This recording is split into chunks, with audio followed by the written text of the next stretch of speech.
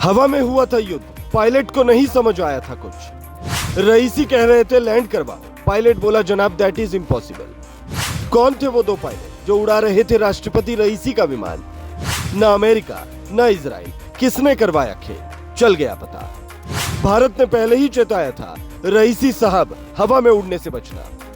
Iran के राष्ट्रपति इब्राहिम रईसी के विमान के साथ हवा में क्या हुआ था? क्या उनका विमान किसी और विमान से टकराया था? अगर हाँ तो वो विमान किसके थे?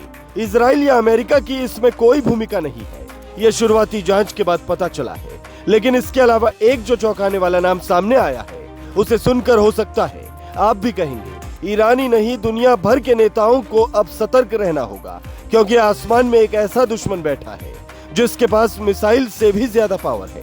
वो मिनटों में मजबूत से मजबूत हवाई जहाज की दिशा बदल देता है।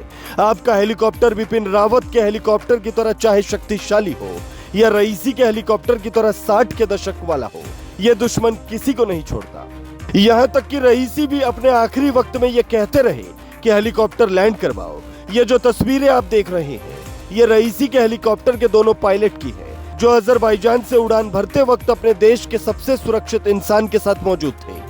उन्हें इस बात की खास ट्रेनिंग दी गई थी कि हवा में अगर दुश्मन हमला करे तो कैसे हेलीकॉप्टर को इधर उधर घुमाना है और कैसे रईसी साहब को बचाना है। पर जब हेलीकॉप्टर अजरबैजान के बॉर्डर पर फंसा तो इनका दिमाग भी काम नहीं किया। इन्हें रईसी साहब यही कहते रहे कि हेलीकॉप्टर को नीचे लैंड करवाओ, पर जब इन्होंने धमाल फिल्म की तरह लैंडिंग वाला बटन दबाया और इमरजेंसी लैंडिंग की कोशिश की तो ना तो विमान ही नीचे उतर पा रहा था और ना ही उसकी स्पीड कंट्रोल हो रही थी। यहाँ तक कि जब हेलीकॉप्टर धरती पर क्रैश होकर गिरा तो उसकी लोकेशन इतनी दूर थी कि नाइट विजन कैमरे की मदद से इन्हें ढूंढना पड़ा। ईरान को तुर्की ने नाइट विजन वाले हेलीकॉप्टर दिए, रात भर सर्च ऑपरेशन चला, तब जाकर पता चला कि इब्राहिम रईसी अब नहीं रहे। और जब वहां के जवानों ने जांच की तो पता चला कि राष्ट्रपति का विमान हवा में एक ऐसे सौर तूफान से टकराया था जिससे बचना मतलब यमराज को मात देने के बराबर था। जैसे ही इनका हेलीकॉप्टर 10,000 फीट की ऊंचाई पर पहुंचा, सामने से तूफान की तरह चलती हुई एक तेज किरण नजर आई, जिससे पायलट को कुछ भी दिखना बंद हो गया था। उसी वक्त पीछे बैठे रईसी और उनके साथियों ने समझ लिया था कि मौत नजदीक है। ये किरण इतनी तेज कहां से और कैसे आई, इसे समझने के लिए आपको 10 दिन पहले चलना होगा, जब भारतीय वैज्ञानिकों ने इस ब्रह्मांड से जुड़ी बहुत बड़ी खबर दी, जिसे ईरान के राष्ट्रपति ने भी पढ़ा था, पर उन्हें नहीं पता था कि उनकी मौत की वजह भी यही हो सकती है। ये खबर थी दुनिया के सबसे शक्तिशाली सौर तूफान की। दुनिया का सबसे शक्तिशाली सौर तूफान 20 सालों के बाद शुक्रवार 10 मई को धरती से टकराया।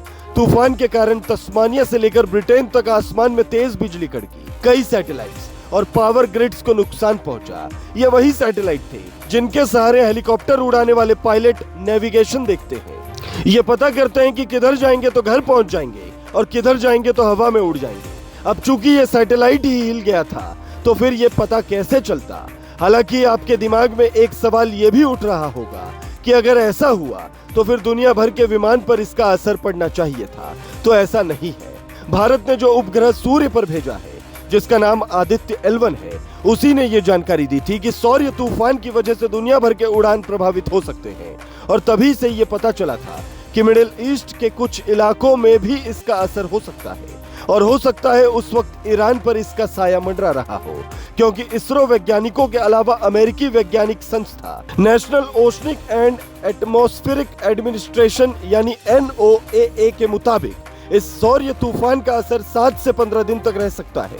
इसे मुख्य तौर पर दुनिया के उत्तरी और दक्षिणी हिस्सों में देखा जा सकेगा, लेकिन अगर यह तेज होता है तो इसे और भी कई जगहों पर देखा जा सकता है। दुनिया भर में सैटेलाइट ऑपरेटर्स, एयरलाइंस और पावर ग्रिड ऑपरेटर अलर्ट पर है, क्योंकि सारा सिस्टम सैटेलाइट्स के भरोसे है और ये तूफान सैटेलाइट को हिला रहा है। तो समझिए कि आसमान में बैठे इस तूफानी दुश्मन को अगर शांत नहीं किया गया तो पता नहीं किसका विमान कब, कहां और किस वक्त इससे टकरा जाए।